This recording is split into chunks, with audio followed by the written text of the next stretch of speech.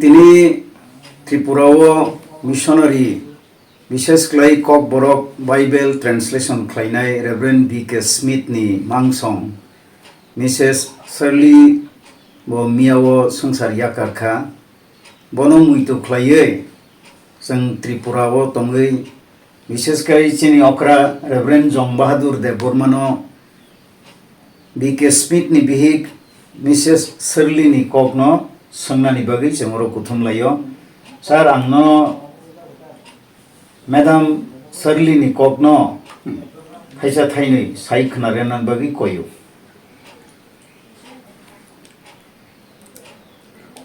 Sobrang Jisu Kristo no manmani yagulo Bk Smith by puila sinilainani malainani hnainai 1971 Subide Burma mission compound Bk Smith tongmani quarter tlang thangai aro malai rekha Afrona puila bini bihikno nugo aro thangmani yagulo khai kokrok salaikha sinilaikha sarok nanglaikha abuni yagulo hongkai tei kesaro kebang mano malailiano engkha haifano 1971 engkeno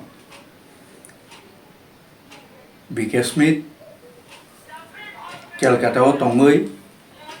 Kokborok sanai rokni bagai smai ketal simipano khlai klang sinai hnai kha songma bai Calcutta bihik busa tuyui lower circular route ni aro ganao no hainai te kaisa tongpiro gora sa route nei Don Bosco school ni ganao flat kaisa aro baranaoi tongnyani sengkha tamni bagai hanmanile ajorao Indian government notice ni beba missionary rokno tongi manlakha nei tonria nani sengkha a sengmani bisingo no Bk Smith bo ma tongyao kerong no ruksaui Tripura yakarnani nangkha Tripura yakarei Calcutta thangai tongi kharole tongi manmaba abun bagai borok kha songlaikha Calcutta no tongi sinai nei abun bagai Calcutta thangai borok kokborok samu smai ketal simipano pairi klangsena nei sak tharlai puila Romesh de Burmano ringkha abuni yagulo hongkai Romesh de Burmani yaktei Luke Gospel translate khlai paikha a boibo nongkhorka afro puila sen tabuk W use khlaima jaga u ni bagai V no use khlailai borok khorok nei sini yago khiklaikha Luke Gospel no Luke Gospel translation aboke Tripura da khlaijak na Kolkata Luke Gospel khlaijak mani Calcutta no khlaijago Romesh de Burmano Calcutta tlangi mathangka abo khlaiyani bagai abuni yagulo hongkai bororo comment khlaika translation base kaham nongkha hneinai porimano saimano hneinai romimano nei hanmani bai khapang srangjagei smai katal omok pairo sugna nangnai hneinai Ramesh babu tei bono subanan bagai angno 1971 no angno bo aro join khlainani bagai samungo tlangi thangkai 1971 no hongkai tango manile seng no kaisao no flat kaisao no borok bai tongnani nangkha Bk Smith ni nukhungbai afro ni simino bihik bai tebo kutup kai sini lainani bihik tamu samung klai sini translation samungo bahake subai tong ang tebo saui man kha tamni hunmani le ang sai man kha bo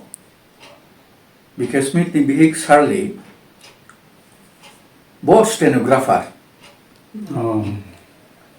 abon bagi bini kaham no speed tongo type khlainani tei kokborok ni khorang kusuk hase mani a khorang ro yang juktolio tongphruno srengei kisa thangka hake busai boro bahake type khlaina nangnai abono kisisa phorengei remabai smai katalni bebak manuscript why busuk type khlai khana sarle abo sabai pai manya horni 11ta 12ta jora bo type khlaio manuscript a type khlai mani aro simi bathagya ang belai khe wana kukmani hingkhe buriba burini a tongmung bini thani o tongo bobo hunmani le bo maimui songnani bo belai kusrang maimui songnani bagi borokna ragjak tongo khoroksa haifano bo bai thangse songkubo maimui bo abon bagi tamo manile bo borokni a samung haikhe simi mui songei mai songei sengno saria bo yak bai thang Indian food bo srengkha songnani bagi abon bagi Indian food bo sengno waisa wiso songei saro bini yakni abo busuk phati masakha ang sabai pai manya khoroksa yang north east zone ni ONGC ni general manager South India tamo hunmanile salsa aro jengno so kobogoi sandeo chicken biryani songui sarkha next sandeo hungkaino a chicken biryani no thokjak mani bagui a general manager ni bihigno kobogoi tubui songnani bahake songnani na sereng baikha serengka simia boyak bai thang ulo serengei singno sarkha a phrengnani nukhungni borok nobo tubui sar phaika abon bagi burei hingkhe songnani suknani abo lasiawi no korengrokni thani serengei songnani nango bo simi rengo nei tongmani ni abo bai sugya serengnani nango sabo bahake song boptike song ayang bukhakbo bini belai kheno songtani suktani bo kusra aisri sri no beba segno saro ruti ro je mansak khlai samung sengnani segan saro abon bagi abo berirokni samung tangjaknai tongmani abono simi bo tangya hain ma sapiro bufroba type khlai pika haino hai जों साल' खालायबाय ओंखायनो स्राबसा ओंखायसो सकबाय फिरो सिनि यागो आबो repeat खालाय आबनो नायफिनानि बागै ओंखाय website type मा खालाय दंखा मेनुअल आगिना टाइपराइटार सरनि तबजाक नायबाय आबन बागै बुसक कसरां आबो साबायबाय मानिया आरो सुमि मथा गया रमेश देबरमा बाय आं नं खना कानमानि सुमानि रि साहेब रखनो सुरुबै काननाय सुमनाय abon bagi waisa wiso ke balai keno tamo honmani le kaitor borok sahib nó nãy nó sung sung núp nó sung sung sini la sahib dân đấy sẽ mem sahib thế sini đi suy rồi cả bao bớt giờ đâu thằng đi soi cả ba abon bagi tam no kemana le beri rok di suna nang mani atong mong sin borro batabo baksa besai diri suduno suna nang liab le কিন্তু বলে সিনিরি ন শুধু সে সই লামই ফরানি রুয়াবো সিমিয়া বেবাক ন ইস্তারি রুই গড় খাই যেদিন রে নাংমানি সই তিয়ার খাই রু আচ্ছা তার মেম সারলিনি কপ নং সাকা ব বুফরু সং বুফরু তোমা খাই টাইপ খাই নাই হর 11টা 12টা জরা But type khaimani samungno nirdisto kaisa office room rokhai table rokhai apti khaje khai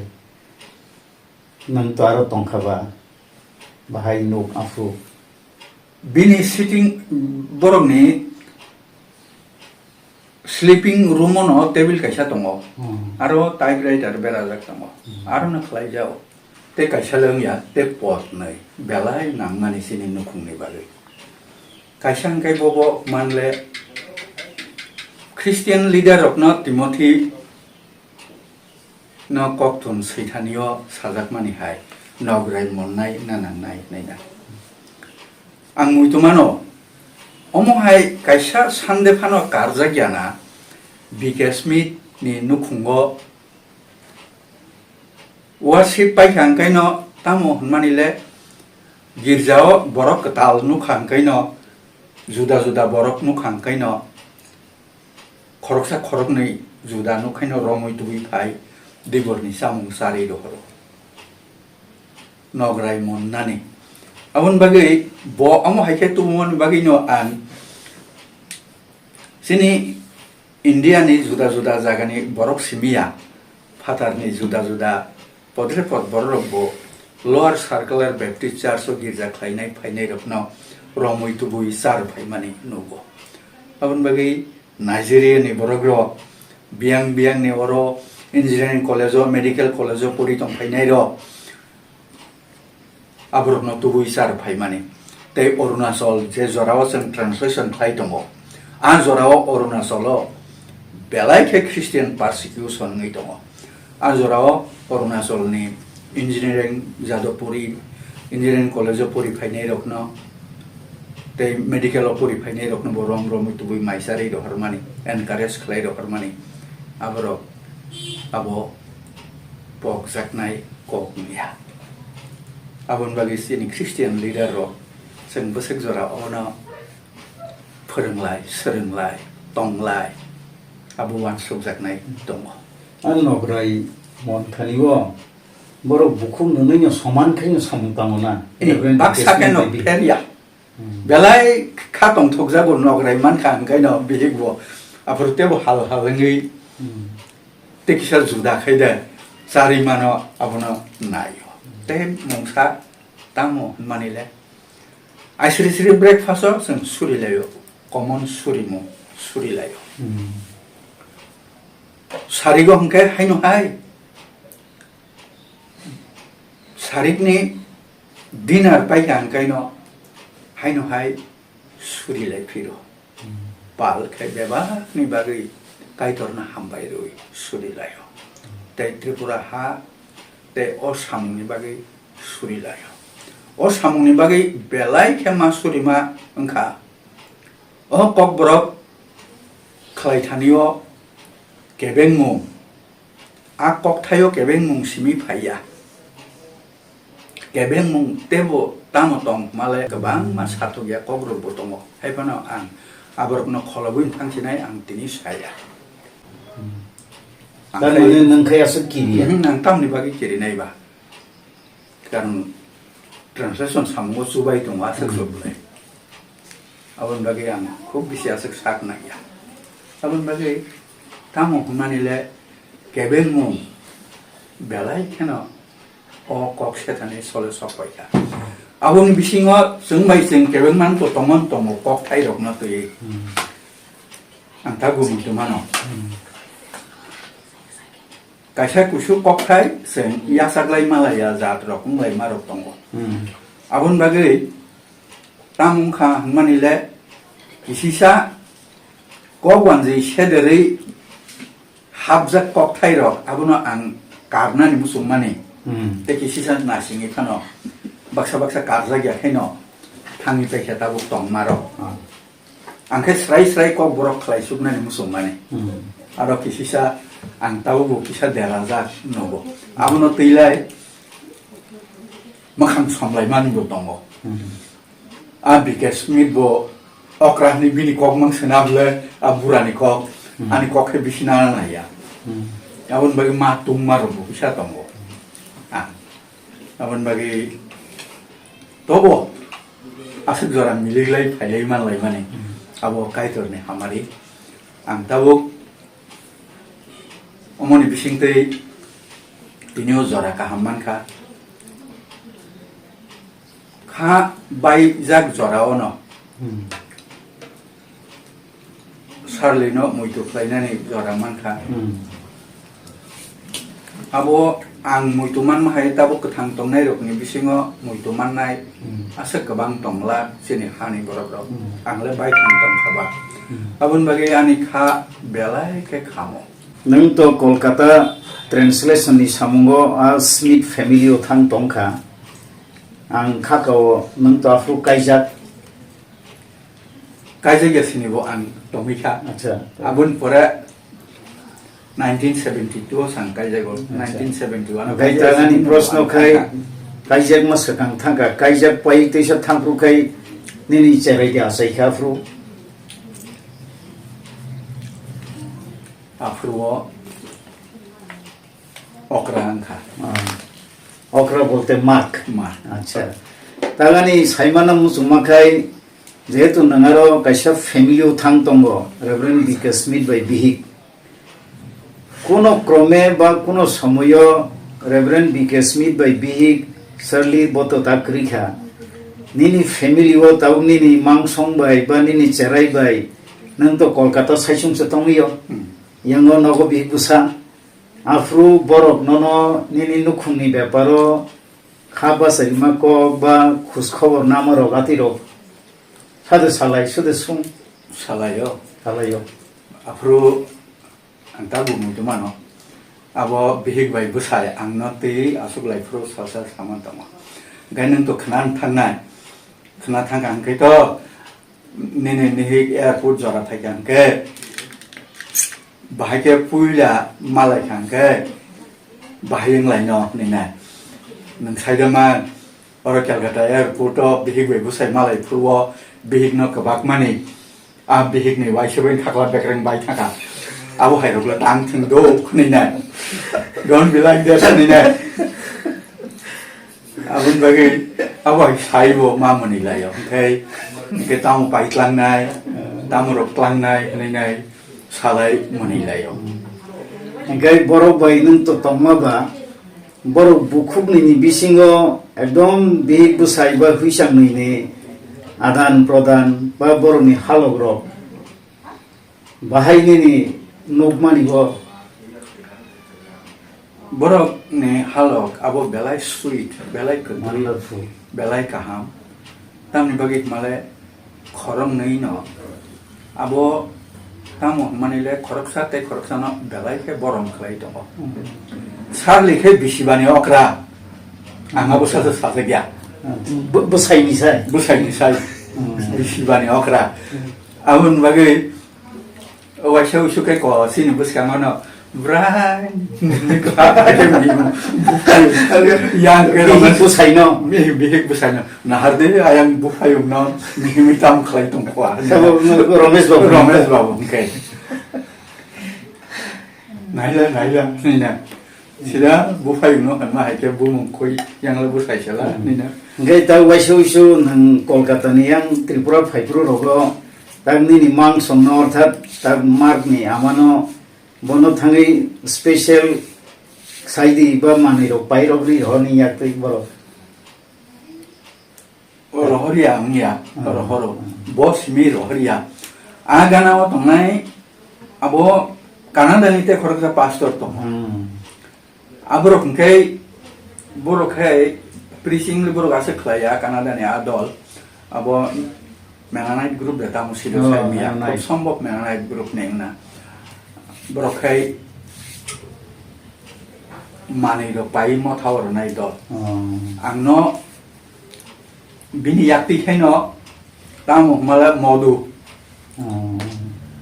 modu simia ulo khai tamur phaiga amala sapan boro dini sekang sapan banglang mani seda sinora bo sapan to tongang saimanya borongai ni sapan tiyo ku fungo saban tiyo ku fuma ang to tini supila kana tiyo hai chikla dikai su ku fung tomo asal ke sapan ka ham ngai modu ngai bo sakka se ngai ang ta modu sen ngai ba buti sana liquiding yang hani ba ni na omo seng hani samani omo hai thik khai songjak no gono khai songjak no sakan khai songjak no seng sao ni na ruti bai khai abon bage abo hai gono kai bo bini mani lo harmani tap phan kaisa kusu to tongko sai mia Bk Smith by Bg lo harmani nin nogo an nogo borok ni ekdom New Zealand ni ka play paithagong kai angno pamlai kesa ro horma tongo a pamlai go buino kosolia sini orne a pamlai to khasi sumare ule omo kai hai kesa khlai mari ro a dosina swal kana sakana sazat abo bisa jurano abon bagai te kaisa mani ke ang tubnam sumlia jaga sagli angre kerosene by mystery box kerosene abo sapi ke khlai nai kerosene ni se mystery box normal kompro ga ke na ta no lalai hambai sang jeta sia tini sika sabai pai mania kanaya ko abro khanaka aina hai kai to no hambai tam kai to chini thaniwo lalai wonderful gift soka thinimano Rev.Bk Smith te bini bihi ta bini family te aro sudu boro gya boro no sina bagi chini reverend hai ba tar chini Ramesh babu to grikha Kaya borok no sang kaito riu hini kaito no hambai. Tangkai borok no kaito Rev.Bk Smith ba bini bihik borok niti juga juk klai nai Kokborok Bible translation kainya ni a sebrok sang mangla khamon. Bon bagi sang sino sar Reverend no hambai kaito no hambai te borok ni family no ba hambai. Bela kana hambai